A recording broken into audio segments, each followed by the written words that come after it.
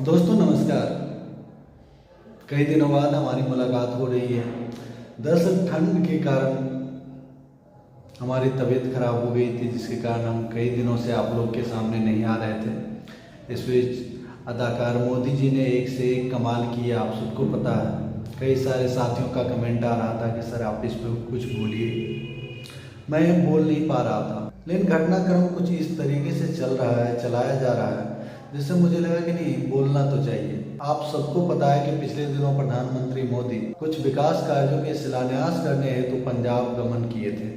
वहाँ पर उन्हें एक रैली को भी संबोधित करना था। ये अलग बात है कि उस रैली में लोग नहीं आए। कांग्रेस पार्टी और तमाम विपक्षी दल इसे भी एक बड़ा कारण मान रहे हैं कि प्रधानमंत्री ने इस तरीके से पंजाब के साथ दुर्व्यवहार किया। दरअसल ये सबसे पहले तो हम इस बात पे चर्चा करेंगे कि प्रधानमंत्री की सुरक्षा में चूक। आप सबको पता है कि प्रधानमंत्री किस तरीके से अपने रैली स्थल पे जाने वाले थे और उन्होंने वहाँ पहुंचकर क्या कुछ किया। हालांकि मौसम ने कुछ धोखा दिया, वो अलग बात है, लेकिन जिस तरह से घटनाक्रम को अंजाम दिया गया, पंजाब को पाकिस्तान और अफगानिस्तान से भी बदतर बनाने की कोशिश की गई, वह भी प्रधानमंत्री पद पर बैठे व्यक्ति के द्वारा, बहुत ही घिनौनी राजनीति का स्वरूप देखने को मिला।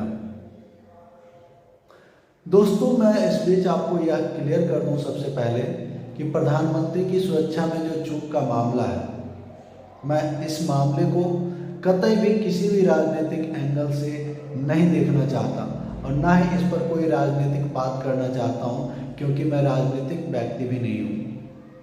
सबसे पहली बात, चाहे मोदी हो या कोई भी हो, हम प्रधानमंत्री पद की बात कर रहे हैं। प्रधानमंत्री इस देश के जनता के द्वारा बनाए गए, नियुक्त किए गए एक प्रतिनिधि हैं, एक सेवक हैं। वो अलग है, प्रधानमंत्री पद पर बैठे मोदी जी इस बात को तनिक भी सीरियसली नहीं लेते, लेकिन प्रधानमंत्री पद की गरिमा है। वह चाहे हिंदुस्तान के किसी कोने में जाए, उसे कोई रोकने वाला नहीं है और उसके तमाम इंतजामात वहाँ की सरकार को करनी ही होगी।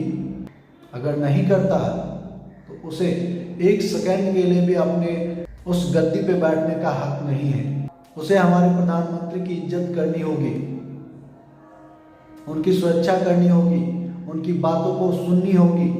हाँ, बदले में प्रधानमंत्री पद पर बैठा व्यक्ति भी आपके संवैधानिक पद की गरिमा को समझें। दोस्तों मैं आपको बताऊं कि प्रधानमंत्री के सुरक्षा में जो चूक की बात की जा रही है, इस मामले की उच्च स्तरीय जांच होनी चाहिए, बिना कोई राजनीतिक हवाबाजी के। और इसके तहत अगर कानूनन पंजाब के मुख्यमंत्री चन्नी साहब भी दोषी पाए जाए तो उन्हें भी गद्दी से उठाकर, कानून कहता है कि उन्हें फांसी दी जाए तो उसे फांसी पे चढ़ाइए। हम इस बात के पक्षधर हैं, क्योंकि संविधान बचा रहना चाहिए। संविधान के ही तहत चन्नी साहब भी मुख्यमंत्री बने हैं और उसी संविधान के तहत मोदी राज काबिज है। इसमें ईवीएम का रोल क्या है, हिंदू मुसलमान मंदिर मस्जिद का क्या रोल है, वो एक अलग डिबेट है। लेकिन जब संवैधानिक तरीके से उन्हें पद पर बिठाया गया है तो उसकी संवैधानिक हक की रक्षा की जानी चाहिए। वह उस व्यक्ति की रक्षा नहीं हो रही है, इस देश की प्रजातांत्रिक व्यवस्था की रक्षा हो रही है। तो इसके लिए जो भी दोषी पाया जाए उस पर कड़ी से कड़ी कानून सम्मत कार्रवाई की जाए, ताकि आइंदे कोई हमारे देश के प्रधानमंत्री या मुख्यमंत्री को इस तरह से अवहेलना ना कर सके, उसकी सुरक्षा में कोई चूक ना खड़ी कर सके। और दोस्तों अब आएंगे पूरी दुनिया में भारत की बदनामी की बात पर। जिस तरह का घटनाक्रम प्रधानमंत्री की सुरक्षा चूक पंजाब में हुई, इससे पूरी दुनिया में भारत का नाम खराब हुआ। लेकिन कितना, बहुत सारे देशों को इस बात में राजनीति की बू आ रही होगी, शक हुआ होगा। लेकिन जब प्रधानमंत्री पद पर बैठे नरेंद्र मोदी ने मुख्यमंत्री के नाम से कहा कि कह देना अपने मुख्यमंत्री से मैं जिंदा वापस आ पाया, आप समझते हैं इस बात का क्या मतलब होता है? एक राष्ट्राध्यक्ष अपने ही देश के एक राज्य के बारे में क्या कह रहा है, अपने ही राज्य के एक ऐसे प्रदेश के बारे में जिस प्रदेश का बेटा सबसे ज्यादा भारत माता के चरणों में अपने शीश नवाए हैं, उस राज्य के बारे में प्रधानमंत्री कहते हैं कि अपने मुख्यमंत्री से कह देना कि हम वहां से जिंदा लौट कर आए।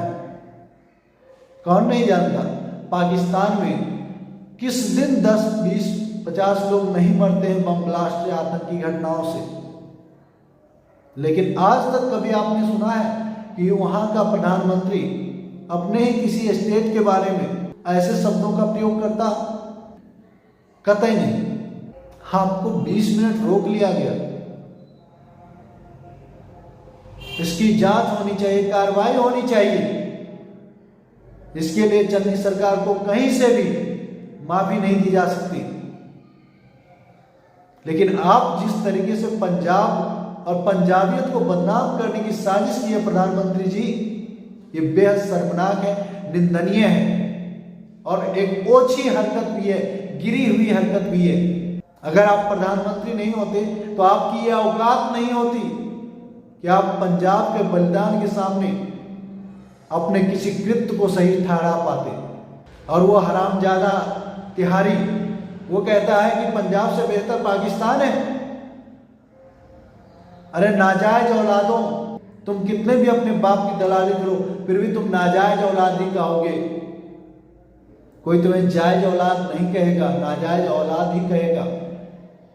बेहुदा कहीं का पाकिस्तान से तुलना करता है। मुझे बताइए, अगर एक र्यूमर फैल जाए और उस र्यूमर को प्रधानमंत्री अपने मुंह से बयान कर दे तो ये बदनामी होगी ना पूरी दुनिया में। एक राष्ट्राध्यक्ष खुद के देश के बारे में ऐसी बातें कह रहा है। दुनिया के नेता, दुनिया के देश, वहां की जनता भारत के बारे में क्या सोचेगी जब वहां का प्रधानमंत्री अपने ही देश के अंदर नहीं घूम पा रहा है, नहीं आ जा पा रहा है आसानी से। तो हम या दूसरे देश के लोग कैसे उस देश में खुद को सेफ समझेंगे? ये सिर्फ और सिर्फ अपनी राजनीतिक रोटियां सेकने के लिए प्रधानमंत्री पद पर बैठे संगी नरेंद्र मोदी ने पंजाब की बलि चढ़ाई है। और दोस्तों, मैं आपको बता दूं कि उन्हें करारा तमाचा दिया है चुनाव आयोग ने। जिस पंजाब को ये दुत्कारते हैं कि अपने मुख्यमंत्री से कह देना कि मैं जिंदा लौट पाया, उसी राज्य में चुनाव आयोग ने सिर्फ एक दिन में पूरे राज्य में चुनाव कराने का निर्णय लिया है। अगर मोदी जी की बातें सच होती तो क्या चुनाव आयोग ये हिम्मत करता कि उस पूरे राज्य में एक दिन में इलेक्शन निपटाने की? नरेंद्र मोदी के ये जो वक्तव्य हैं ये कोड़े बकवास हैं, निहायत ही घटिया राजनीति है। इसे प्रधानमंत्री के वक्तव्य की तरह बिल्कुल भी ना लिया जाए। इसे मात्र और मात्र एक व्यक्ति की घटिया सोच की तरह ली जाए, ना कि भारत के प्रधानमंत्री के तौर पर, उनके वक्तव्य के तौर पर। क्योंकि प्रधानमंत्री चाहे कितना भी बदनाम करे, लेकिन यह देश अगले 50 साल तक भी पाकिस्तान नहीं होने जा रहा है साहब। आप अपनी सत्ता बचाने के लिए कभी हिंदू खतरे में बताते हो, कभी भारत को खतरे में बताते हो, कभी देश को ही आतंकिस्तान कह देते हो। ये माफी के लायक नहीं है साहब। सवाल तो एसपीजी पर भी उठना चाहिए ना। किन दंगाइयों के पताके प्रधानमंत्री की गाड़ी के जस्ट नीचे फहर रहे थे? किनके कार्यकर्ता उतना नजदीक तक प्रधानमंत्री के उतने करीब तक पहुंच गया था? इस बात की भी जांच होनी चाहिए ना। चाहे किसी भी पार्टी का कार्यकर्ता हो, प्रधानमंत्री किसी के बाप का नहीं होता ना, वह देश का होता है। और प्रधानमंत्री के उतने करीब ये दंगाई पहुंचे कैसे? इस बात की भी जांच होनी चाहिए ना। बहरहाल दोस्तों, आज ज्यादा नहीं बोल पाऊंगा, बस जरूरी समझ रहा था इसलिए कि सोचा कि नहीं, कई दिन भी हो गए थे, कई साथी पूछ रहे थे कि इस मामले में आपकी क्या राय है, तो सोचा कि बता दूं। इस टॉपिक पर इतना ही। अगर हमारी बातें आपको अच्छी लगी, सच्ची लगी तो लाइक कीजिएगा, शेयर जरूर कीजिएगा। और जो दोस्त पहली बार हमारे चैनल पर आए, आपसे निवेदन है कि हमारे चैनल को सब्सक्राइब कर लीजिए। जय हिंद, जय भारत, जय संविधान।